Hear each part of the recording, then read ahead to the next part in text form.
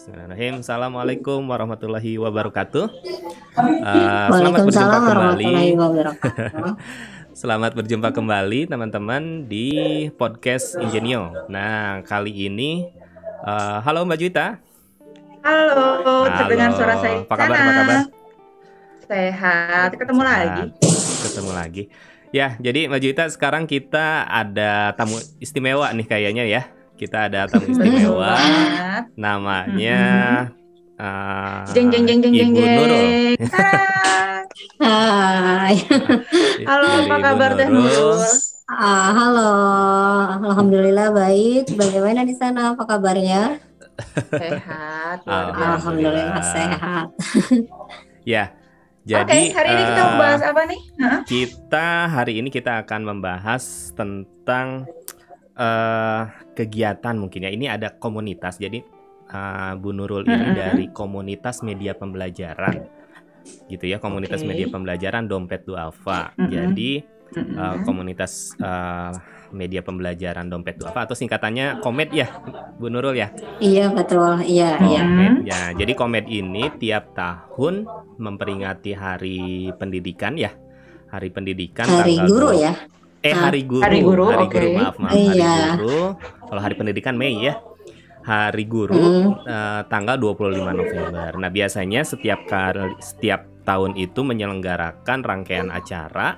Salah satunya adalah lomba cipta media pembelajaran gitu ya. Nah, Iya, betul. nanti kita akan gali nih, kita akan ngobrol-ngobrol sama Bu Nurul ini tentang lomba itu. Namun sebelumnya kita buka dulu ya sebentar. Kita ada bumper dulu.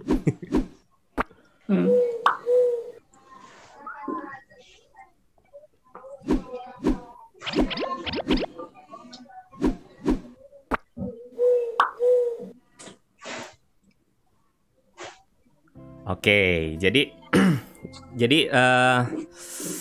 yang pertama mungkin Bu Nurul bisa perkenalkan diri dulu ya, tentang ya Bu Nurulnya sendiri mungkin ya, kenalan dulu. Kemudian setelah itu mungkin boleh deh diperkenalkan Komed itu apa, terus kegiatannya seperti apa, dan ya mungkin nanti kita gali lah lebih dalam, khususnya nanti ke kegiatan lomba cipta medianya ya nanti ya. Oke, silakan Bu Nurul.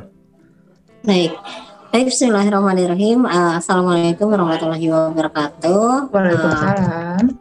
Baik, terima kasih sebelumnya sudah diberi kesempatan ya untuk ngobrol atau berbincang-bincang gitu ya. Perkenalkan, saya Mbak Nurul Aini, biasa dipanggil Mbak Nurul. Saat ini saya diamanahi bekerja di Dompet Duafa Pendidikan yang berkantor di Parung. Sebenarnya banyak sekali program. Iya betul, Parung Bogor gitu. Banyak sekali program yang sebetulnya saya selain Komed juga ada program-program lain juga yang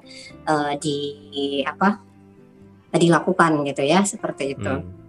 Nah, saya sendiri berasal dari Bandung, dulu berguru pada Kang Asep gitu, tapi alhamdulillah dulu waktu itu ada lomba juga yang diselenggarakan oleh Dompet Duafa, dan waktu itu ikutan ya gitu ya Kang ya. Terus alhamdulillah betul. Masuk 10 besar, dan kemudian itu awal sejarah saya pada akhirnya bergabung dengan Dompet Duafa seperti itu. Cikal bakal Komed berarti ya.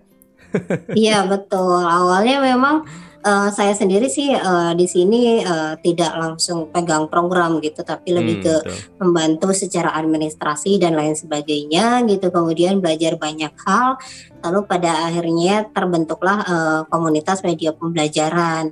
Awalnya kecil-kecilan sih Kang gitu, cuma kita ngumpul-ngumpul lah gitu sama guru-guru bikin media secara daring, secara langsung, karena dulu kan belum zaman ya HP pakai WA kayak gitu. Kita masih bahkan ngundang guru juga pakai surat-surat kayak gitulah gitu.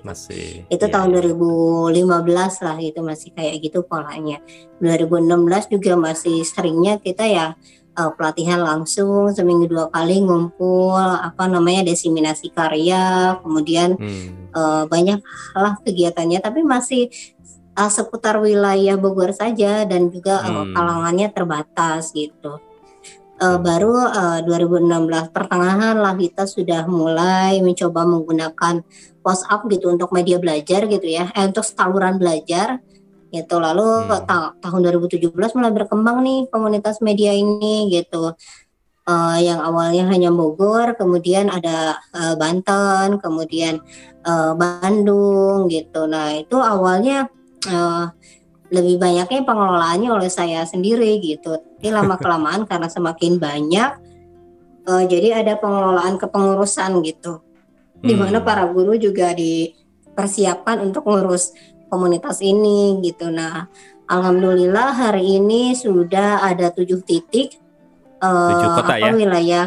7 wilayah. 7 wilayah di mana aktivitas Komed berjalan, dan itu masing-masing ada pengurusnya masing-masing gitu. Cuma ya tetap terkelola, ada pusatnya gitu, yaitu di Bogor, di mana aktivitas semacam ini, semacam lomba cipta media ya penyelenggara utamanya adalah Komed Pusat seperti itu. Tetapi memang kita pas pelaksanaannya bareng-bareng lah.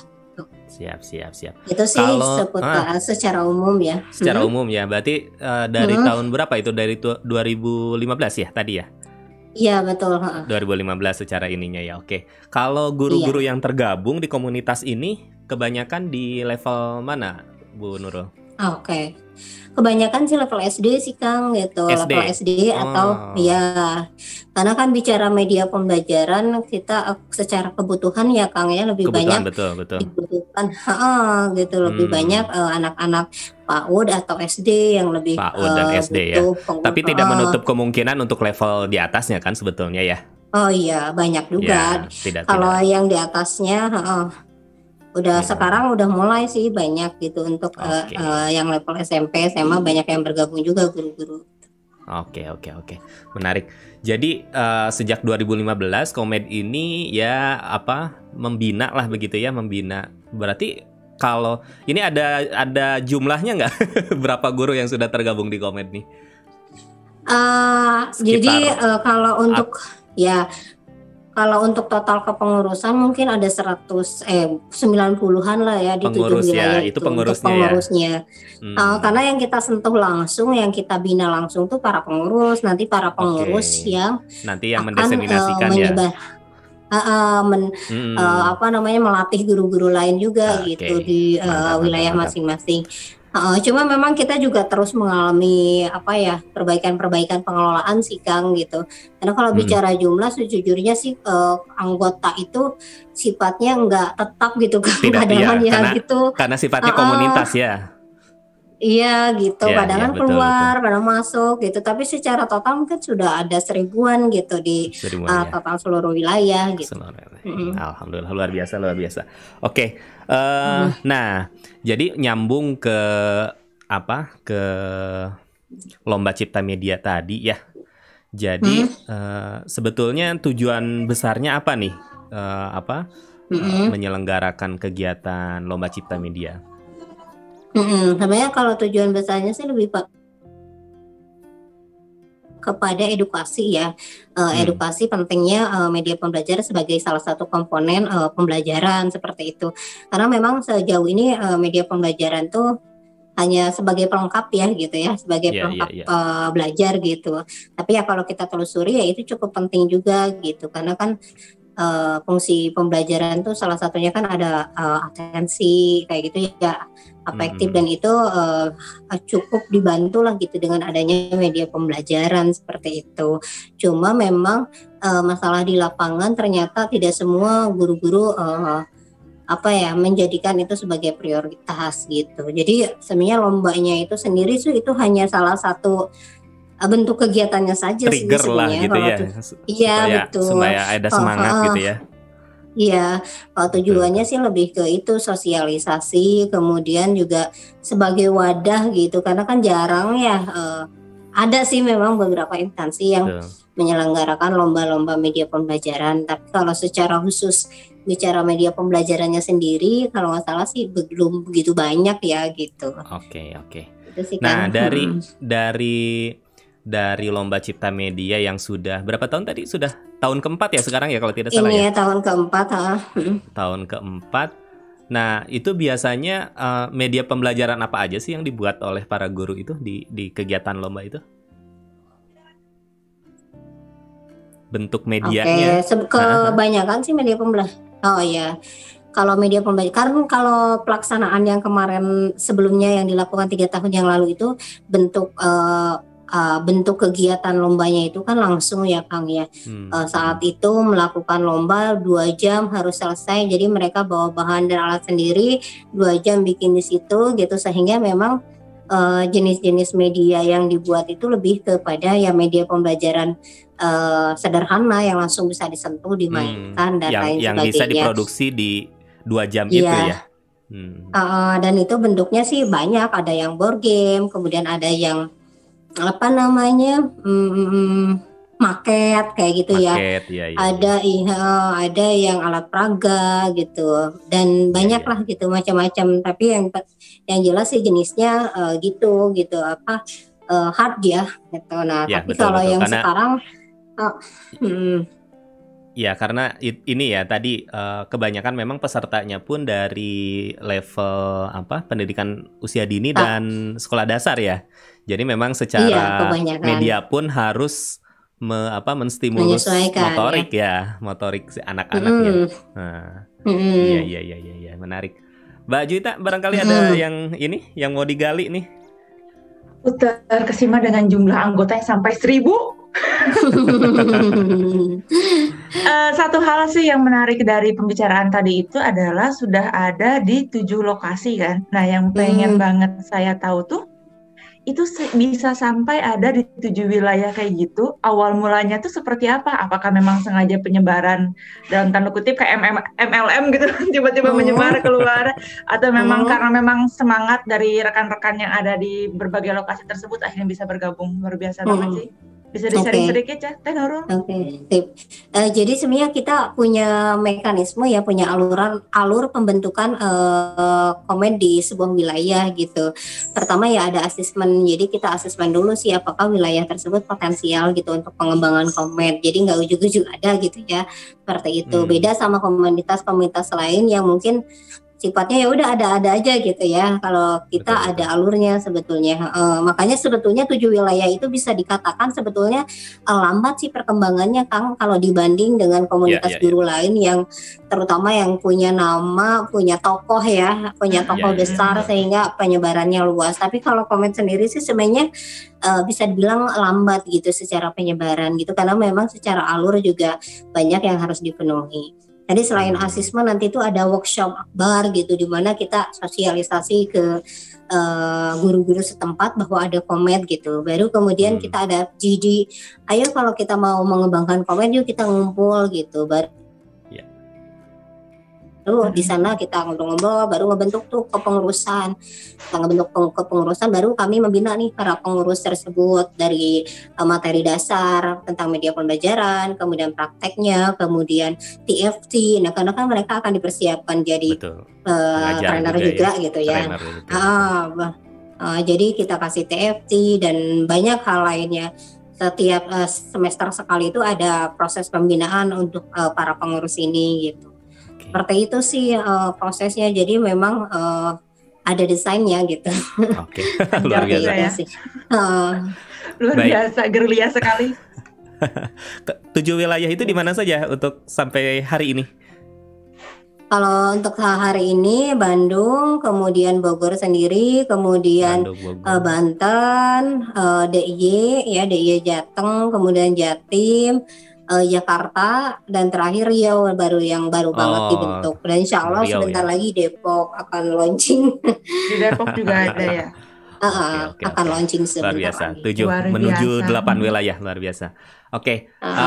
Nah sekarang kan kita akan Komet ini akan menyelenggarakan juga Lomba Cipta Media tahun 2020 ya. Nah, tahun 2020. Ini prosesnya sudah berjalan Teh, atau masih ada pendaftaran atau bagaimana? Oke.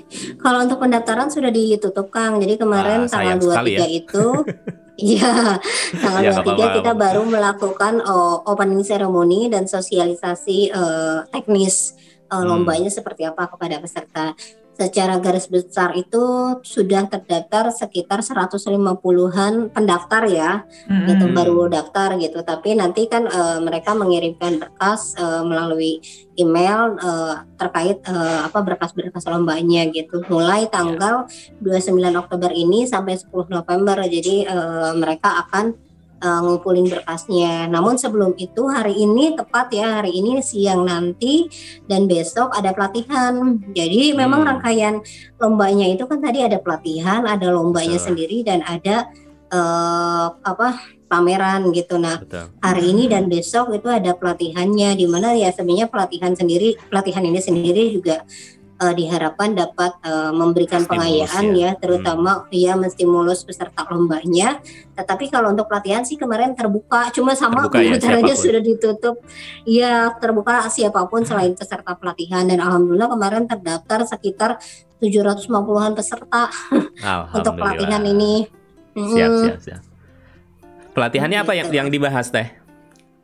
Ada 3 materi di pelatihan ini. Pertama tentang membuat video pembelajaran, yang kedua membuat media pembelajaran, mengoptimalkan Google Slide, kemudian membuat media pembelajaran mengoptimalkan aplikasi Canva, seperti itu. Oke. Aku penasaran sih, sekarang kan lagi pandemi ya, itu proses berarti secara online?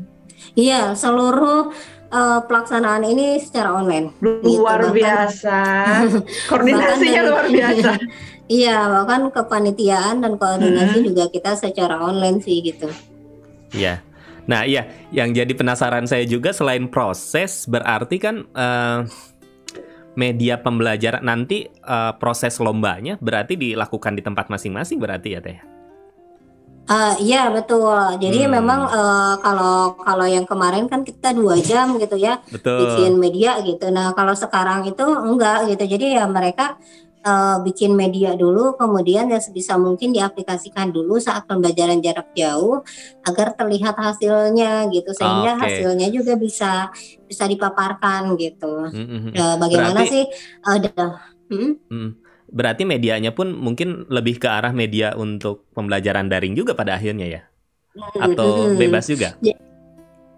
Sebetulnya bebas Kang gitu, karena kan kalau untuk PAUD yang saya lihat ya, betul. Karena kita agak sulit sih mengkategorikan digital atau tidak gitu.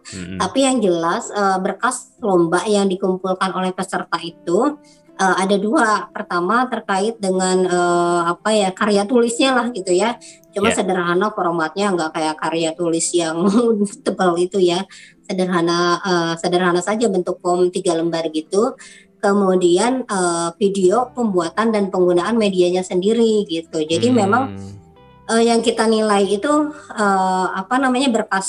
berkasnya juga kan video ya, artinya ya berkasnya aja udah digital gitu.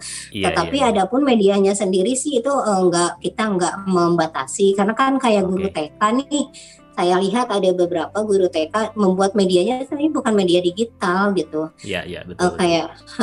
Tetapi dia mensosialisasikan ke peserta terkait media tersebut, ya dia menggunakan video gitu. Seperti itu. Jadi agak sulit sih memisahkan gitu. Oke. Berarti tidak menutup kemungkinan, tapi juga mungkin ya, karena sekarang kondisinya sedang pandemi, juga mungkin nanti akan banyak peserta arahnya malah ke media pembelajaran daring, mungkin yang bisa jadi ya. Betul, iya. Kalau saya menduga sih bakal seperti itu sih Kang gitu. Jadi memang syaratnya media yang dikumpulkan itu bukan medianya digital atau tidak, tetapi medianya digunakan pembelajaran jarak jauh, itu aja sih syaratnya. Pada akhirnya kan. Iya, tapi pada akhirnya kan digital juga kan, seperti itu. Iya, mau fisik mau virtual ya tetap aja kan untuk pengumpulan pemberkasannya itu kan harus dilakukan secara digital ya. Iya gitu. Berarti nanti pun penjurian dan lain sebagainya pun dilakukan daring semua ya berarti ya. Iya Kang, siap-siap ya Kang. Siap, insyaallah. Jadi alhamdulillah nih. Mbak Nurul ini mengundang saya juga sih ya. Saya sendiri kan sebetulnya bukan pakar, tapi ya alhamdulillah diberi kesempatan gitu ya, melihat hasil karya media-media pembelajaran beberapa. Saya masuk di tahun ketiga sekarang berarti ya, tahun ketiga. Jadi melihatnya itu Mbak Jui ini menarik sekali gitu ya. Mungkin nanti saya perlihatkan fotonya ya. Jadi banyak media-media yang kita nggak kira ini tuh untuk apa gitu ya. Setelah dijelaskan, ternyata manfaat dan ya kreatif lah gitu ya guru-gurunya tuh gitu. Karena nggak kepikiran ya. Nggak kepikiran ada yang bikin board game gitu ya, karena board gamenya pun bukan, jangan dipikirkan board gamenya sebesar board gitu ya, tapi karena untuk media PAUD gitu ya segede 2 meter gitu, 1,5 meter gitu. Jadi gede gitu, jadi untuk dilompatin anak-anak gitu kan, untuk dilompatin anak-anak. Jadi bukan hanya ini, jadi menarik sih. Nanti mungkin kalau ada kesempatan kita perlihatkan ya hasil-hasil karyanya. Nah, boleh. Mbak Nurul, ini dari hasil lomba ini itu biasanya misalkan ada pemenang nih gitu ya, itu biasanya tindak lanjutnya apa itu para pemenang tahun-tahun sebelumnya? Kalau kemarin sih para pemenang pertama untuk medianya sendiri kan mereka sewaktu lomba itu kan mereka menulis RPMP ya Kang ya, yang form itu. Betul. Nah, jadi konsepnya kita gitu ya. ketik ulang. Iya, jadi kita ketik ulang, kemudian itu dijadikan poster pembelajaran. Tuh yang pertama. Jadi follow up-nya dan bisa bisa ditiru lah gitu ya, di ATM lah oleh para guru yang lain berarti ya, dipublikasikan lagi. Ya, memang itu tujuannya untuk kita publikasikan sehingga bisa menginspirasi guru-guru lainnya. Itu kemudian kalau untuk pemenang sih biasanya kita kasih kesempatan mereka untuk jadi pemateri di pada kelas kita gitu, atau bahkan kalau kemarin kondisinya langsung pandemi. Kita juga pas baru banget beres menyusun program Komed 2020 karena pandemi hanya berubah daring. Jadi Corona effect ya. Gitu, seperti itu sih. Kalau untuk yang tahun lalu, tetapi untuk tahun ini sih ada rencana ini kita pengen menyusun buku sih Kang gitu dari hasil lomba ini. Makanya untuk tahun ini syaratnya agak ketat nih, di mana para peserta itu harus betul-betul nulisnya itu benar-benar gitu loh di form itu gitu, supaya kita sudah sampaikan bahwa ini kalau mereka berkenan gitu ya, ini akan dimasukkan ke dalam buku lomba cipta media gitu, buku cipta media seperti itu sih gitu. Karena ternyata request guru-guru itu mereka lebih senang buku ternyata ya daripada melihat poster-poster digital gitu, seperti itu sih Kang. Jadi banyak yang request, Mbak kalau ada buku saya mau ya gitu. Jadi ya udahlah gitu. Mudah-mudahan tahun ini bisa seperti itu gitu. Terlebih lagi kan media pembelajarannya digital ya untuk sekarang itu. Jadi sehingga mereka harus mencantumkan link YouTube-nya di buku tersebut gitu. Oke. Menarik. Oke, ini nggak kerasa nih, udah hampir 30 menit. Mbak Jeta, barangkali ada yang mau digali lagi nih dari Mbak Nurul mumpung di sini. Kalau aku sih pengen mengapresiasi atas semangat dan juga dedikasinya selama bertahun-tahun ini. Luar biasa banget Mbak Nurul dan tim. Mudah-mudahan kedepannya makin lancar, makin menginspirasi, dan banyak guru-guru yang tergerak ya. Iya. Dan nanti kalau misalnya udah ada pemenang, kayaknya asik nih kita podcast lagi sama para pemenang. Iya nggak? Iya nggak? Siap. Betul. Kita undang. Kita undang, kita coba gali, nyari inspirasi untuk bahan materinya itu seperti apa. Dari mana? Kan mungkin ada yang betul. Atau mungkin betul. Nanti kalau saya sebagai orang awam dalam tanda kutip berpikir namanya media pembelajaran tuh kan banter, kertas, ada gunting, who knows ada yang pakai pelepah pisang, who knows ada yang pakai bambu dan sebagainya, kan kita nggak tahu ya nanti atau mungkin nyari inspirasinya kalau kita kan pada umumnya nonton YouTube aja, atau misalnya pergi kemana, siapa tahu ada yang dapat inspirasinya pas lagi belanja ke pasar, who knows. Hal-hal yang kayak gitu tuh yang perlu digali. Yang perlu digali ya, betul. Iya, hal-hal yang mungkin sederhana tetapi malah inspiratif gitu ya. Nah itu dia. Momennya yang harus kita cari. Kita tunggu untuk podcast selanjutnya Mbak Nurul. Thank you banget. Iya siap. Terima kasih banyak. Langsung diundang. Langsung dibuka. Oke. Oke. Oke, sip. Siap. Oke, Oke, saya juga Mbak yang Nurul. makasih banyak ya. Ya. Mbak Nurul, barangkali ada pesan terakhir nih di podcast sekarang. Jadi mungkin karena tadi kalau lomba cipta medianya sebetulnya sudah ditutup, tapi paling tidak mungkin pesan untuk guru-guru di seluruh Indonesia tentang ya kenapa kita harus membuat harus tetap inovasi gitu ya, tetap harus kreatif di masa pandemi sekarang ini, dan ya terus mencari ide-ide untuk membuat media pembelajaran. Silakan. Oke, baik. Terima kasih, Kang. Pesan saya sih untuk guru-guru bahwa memang menjadi guru itu tidak mudah ya. Kita bersaing dengan banyak hal, bersaing dengan teknologi untuk merebut perhatian anak gitu ya. Jadi memang kita sebagai guru mau tidak mau, suka tidak suka, memang harus secara kreatif memberikan inovasi-inovasi pembelajaran ya. Salah satunya yang bisa dilakukan adalah melalui inovasi media pembelajaran seperti itu. Jadi pesan saya untuk guru-guru terus belajar, bagaimanapun juga proses kita menjadi kreatif juga adalah proses yang tidak mudah ya gitu. Jadi memang harus terus berlatih seperti itu. Mudah-mudahan kalau untuk guru-guru yang belum berkesempatan ikut lomba cipta media tahun ini bisa ikut di tahun depan ya. Insya Allah mudah-mudahan tetap ada. Amin. Gitu aja sih, Kang. Makasih banyak ya. Iya, sama-sama. Kalau informasi lomba-lomba kegiatan-kegiatan Komed bisa dilihat di mana, Mbak Nurul? Oh, kalau kami sih update-nya di Instagram ya? @inskomed. Iya, betul. Update-nya di Instagram lebih cepat sih. Oke, berarti iya. Untuk Bapak Ibu guru yang mungkin tahun depan deh. Tahun depan barangkali ingin melihat atau bahkan ingin bergabung di kegiatan-kegiatan Komed yang lain ya. Itu bisa intip lah Instagramnya Komed ya. Iya, betul. @inskomed. INS Komed.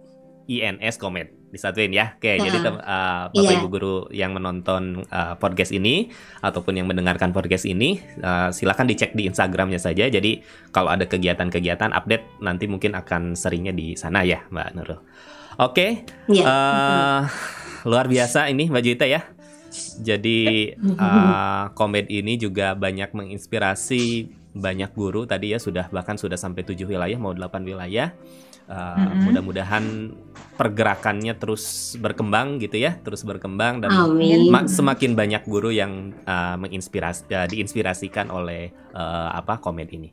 Oke, itu saja mungkin untuk podcast kita kali ini gitu ya. Mudah-mudahan bermanfaat. Sampai jumpa di podcast Ingenio Belajar Online selanjutnya. Kita tutup saja, Mbak Juwita. Assalamualaikum warahmatullahi wabarakatuh. Bye-bye. Waalaikumsalam warahmatullahi wabarakatuh.